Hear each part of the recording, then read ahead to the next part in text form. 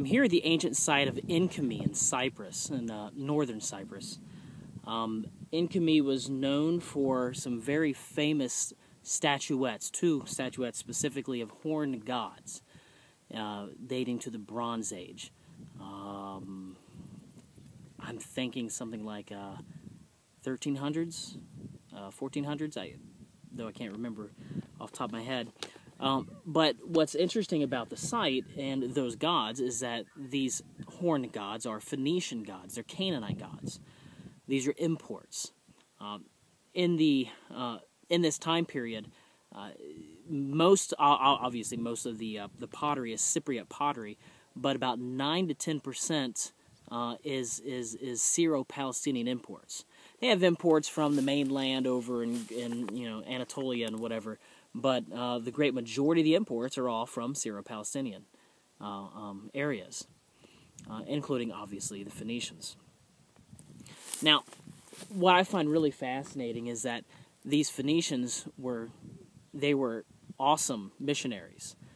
These are the Canaanite gods like Baal and Asherah and El and all the other gods, not the Edomite or Moabite gods. These are the true Canaanite gods. Now, as we're reading the scriptures, we read a lot of information about these Canaanite gods. We find information about Baal all the time in the text. Looking here on the island of Cyprus and in Carthage and other places all around the Mediterranean, we find that the Phoenicians, these Canaanites, they were really good about spreading religion, about being missionaries. And so sometimes we read in the scriptures some rather odd statements concerning these gods and goddesses. And we have to realize that they were so missionary focused that Yahweh, the Israelite God, and the Israelites, they had to fight really, really hard against becoming Baalists. Now, when we read the books of Kings, we realize they did become Baalists. As a matter of fact, this idea of the sins after the fashion of Jeroboam, that's all about Baalism. That's all about mixing the religion of Yahwism, the Israelite gods, with Baalism of the Canaanites. But sometimes you have people like Ahab, who will bring, or his wife rather, the Phoenician, if you remember, missionary queen, Jezebel, brought Baalism down into a more pure form, got rid of all this mixing stuff, and she made it pure Baalism. Well, I'm going to jump back to a different time, and I'm going to read to you Psalm 82. And I want you to listen to this psalm because a lot of the liberal scholars take this to be something very odd, weird.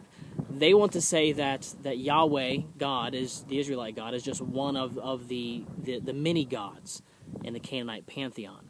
And when I first read this, it sure sounds like it. Listen to this, Psalm 82, a psalm of Asaph. God stands in the assembly of El. El is the chief Canaanite deity. God stands in the assembly of El. In the midst of the gods, he renders judgment. He says, "How long will you make unjust legal decisions and show favoritism of the wicked?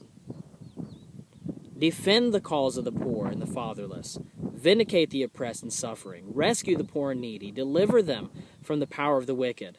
They neither know nor understand," they being the gods. They neither know nor understand. They stumble around in the dark, while all the fountains of the earth crumble. I thought, you are gods. All of you are sons of the Most High. Yet you will die like mortals. You will fall like all the other rulers. Rise up, O God, talking about Yahweh now, and execute judgment on the earth, for you own all the nations. My first thought was, okay, obviously God is not just one of the other gods. We have so many passages of Scripture, relating the idea that there is no God but the one true God, and all the rest are just wood and stone and different things. But yet here we have, God stands in the assembly of El. What's he talking about? Is this really El? Now, I know there are some people who want to say, well, the word El here, it's kind of a superlative idea, and since it's God stands in the assembly of God, it's the great assembly. I don't think that's what's going on. I think what's happening here is this Asaph, the psalm writer here, is trying to establish this kind of polemic idea. This idea, okay, look, let's just pretend for a moment that here God is standing with all these other gods, and he's saying, look, you guys aren't doing anything right. You're not rendering judgment properly. You're not doing the right thing. You're making unjust legal decisions, because that's what happened in the ancient Near East. You had this god and that god and all these different gods, and they're always bickering and complaining and arguing with each other. It's like, well, how long are you going to do this? You're showing favoritism to the wicked people. Why don't you go and do it right?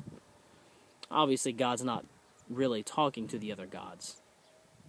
But everyone who's reading this is saying, yeah, those other gods they don't do things right.